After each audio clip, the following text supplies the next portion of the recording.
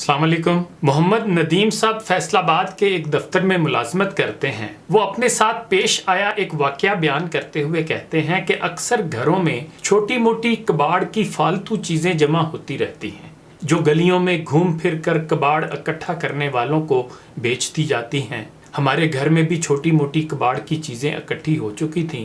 گزشتہ دنوں عید سے چند دن قبل کی بات ہے کہ گلی میں کباڑ لینے والے کی آواز سنائی دی تو میں نے جمع کیا ہوا سارا کباڑ اٹھا کر اسے پکڑا دیا۔ اس نے تھیلا بھرا اور سامان تولا تو اس کی قیمت 735 روپے بتائی۔ وہ اپنی جیب سے پیسے نکال کر گننے لگا تو مجھے خیال آیا کہ رمضان المبارک ہے اور تیز دھوپ میں یہ شخص گلی گلی گھوم کر چھوٹی چھوٹی چیزیں خرید کر کباڑ خانے بیچتا ہے، تب کہیں جا کر بمشکل بچوں کے لیے روزی کا سامان ہوتا ہوگا۔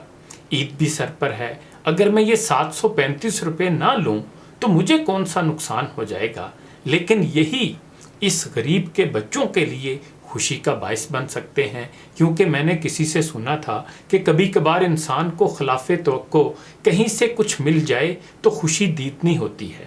یہ سوچ کر میں نے اسے کہا، بھائی پیسے رہنے دو، یہ سامان تم ویسے ہی رکھ لو۔ کہنے لگا، بھائی کیا ہوا، آپ یہ پیسے پکڑو۔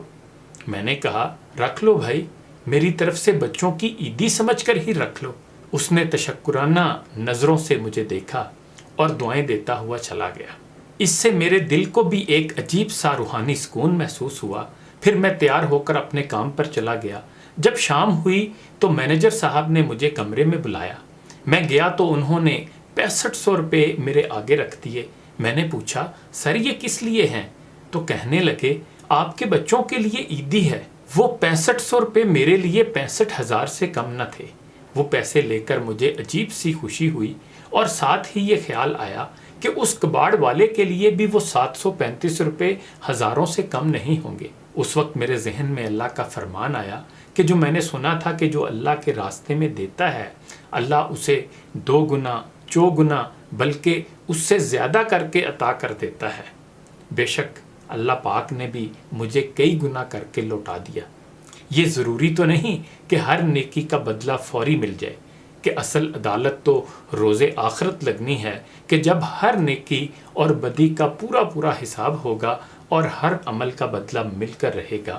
لیکن دنیا میں بھی نیک کاموں کا کچھ نہ کچھ بدلہ ضرور ملتا ہے، چاہے وہ نیکی کی توفیق، سکون قلب، آفات سے بچاؤ اور آزمائش میں سے سرخرو ہو کر نکلنے کی صورت میں ہی کیوں نہ ہو۔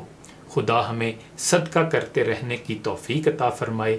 انہی گزارشات کے ساتھ اجازت چاہوں گا۔ اپنا خیال رکھیے گا۔ اللہ حافظ۔